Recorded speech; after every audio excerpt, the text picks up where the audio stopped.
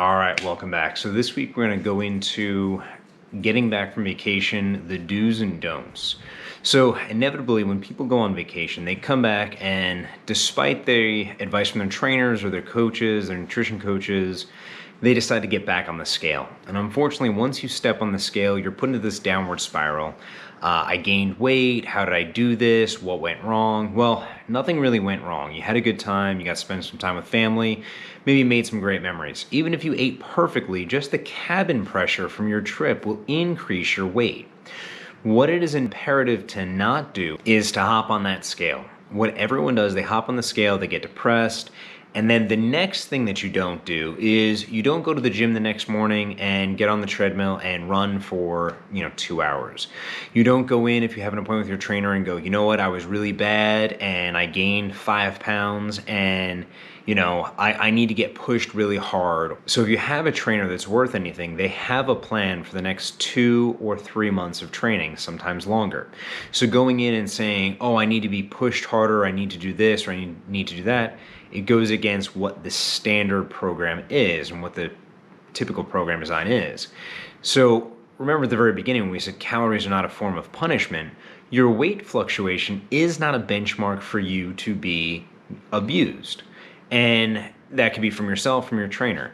Keep in mind, there's different things that will contribute to your weight gain throughout the month. Sometimes it is travel. Sometimes travel and menstrual cycles line up perfectly where you get back and you're a little bit heavier because you're in a menstrual cycle, and then you're also heavier because you've been traveling. So you're not to be punished because of something that's physiologically happening every single month.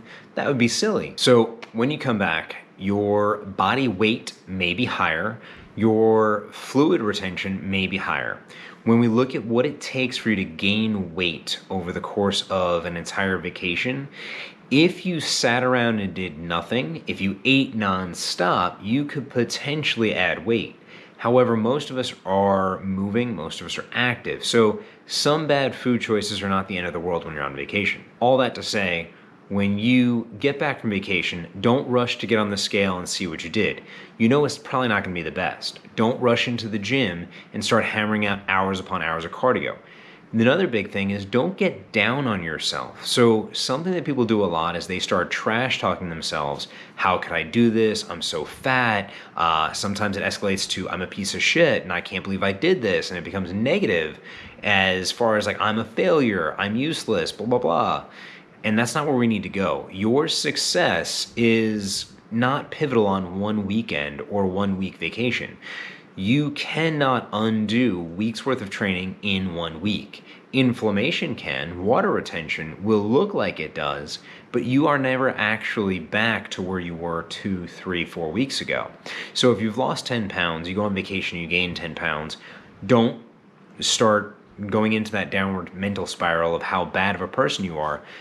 Take a second, look at it, evaluate how well you are doing and how far you've come, and then understand that when you get back from vacation, getting on the scale is not what you want to do first. So in order of events, maybe we get in the sauna. That'll help us sweat a little bit more. That would actually be more beneficial than getting on the treadmill for hours. Maybe we go out for a walk. Maybe it's a sunny day. We get a little bit extra sweat out than we normally would. Anything that gets you moving will recirculate any fluid that's retained in your body, whether it's from cabin pressure or just sitting in a car.